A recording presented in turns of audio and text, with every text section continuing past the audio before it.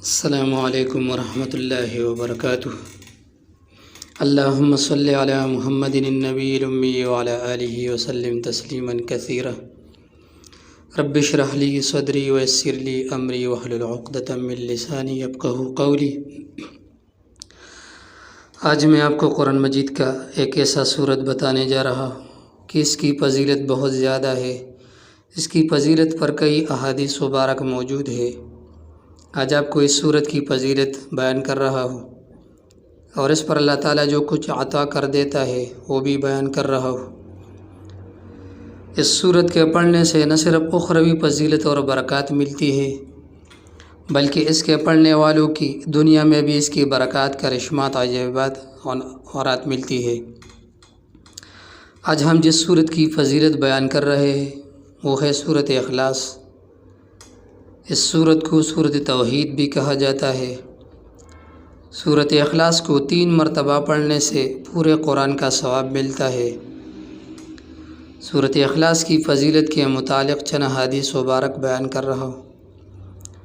ایک شخص نے رسول اللہ صلی اللہ علیہ وسلم سے عرض کیا کہ میں سورت اخلاص سے بہت محبت کرتا ہوں، تو آپ صلی اللہ علیہ وسلم نے فرمایا، اس کی محبت تجھے جنت میں لے جائے گی۔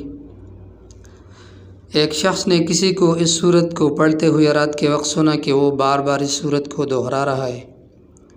صبح کے وقت آ کر اس نے حضور صلی اللہ علیہ وسلم سے ذکر کیا، گویا کہ وہ اسے ہلکے ثواب کا کام جانتا تھا۔ تو نبی کریم صلی اللہ علیہ وسلم نے فرمایا، قسم ہے اس ذات کی جس کے قبضے میں میری جان ہے، یہ سورت 1/3 قرآن کے برابر ہے۔ ترمذی شریف کی حدیث مبارک ہے، رسول اللہ صلی اللہ علیہ وسلم نے صحابہ سے فرمایا، جمع ہو جاؤ، میں تمہیں آج 1/3 قرآن سناؤں گا۔ لوگ جمع ہو کر بیٹھ گئے۔ آپ صلی اللہ علیہ وسلم گھر سے تشریف لائے اور سورت اخلاص شریف کی تلاوت فرمائی، اور پھر گھر تشریف لے گئے۔ اب صحابہ میں باتیں ہونے لگی کہ وعدہ تو حضور صلی اللہ علیہ وسلم کا یہ تھا کہ 1/3 قرآن سنائیں گے، شاید آسمان سے کوئی وحی آ گئی ہو۔ اتنے میں حضور علیہ السلام پھر واپس تشریف لائے اور فرمایا، میں نے تم سے 1/3 قرآن سنانے کا وعدہ کیا تھا، سنو، یہ سورت 1/3 قرآن کے برابر ہے۔ مسند احمد کی روایت میں ہے کہ رسول اللہ صلی اللہ علیہ وسلم فرماتے ہیں، جو شخص اسی پوری سورت کو 10 مرتبہ پڑھ لے گا، اللہ تعالیٰ اس کے لیے جنت میں ایک محل تعمیر کرے گا۔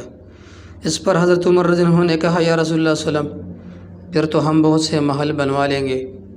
آپ صلی اللہ علیہ وسلم نے فرمایا، اللہ اس سے بھی زیادہ اور اس سے بھی اچھے محلات دینے والا ہے۔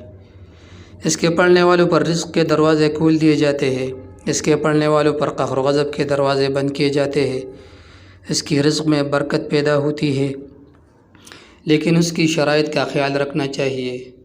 5 وقتہ نماز ادا کرے، جھوٹ، بہتان اور غیبت سے پرہیز کرے، اپنی نظروں کی حفاظت کرے، کثرت استغفار کرے۔ انشاءاللہ العزیز آپ کو دونوں جہانوں میں کامیابی ملے گی۔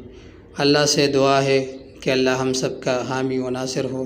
میرے چینل کو سبسکرائب کرے اور بیل کے آئیکن پر کلک کرے تاکہ آپ کو آنے والی ہر نئی ویڈیو مل سکے۔ السلام۔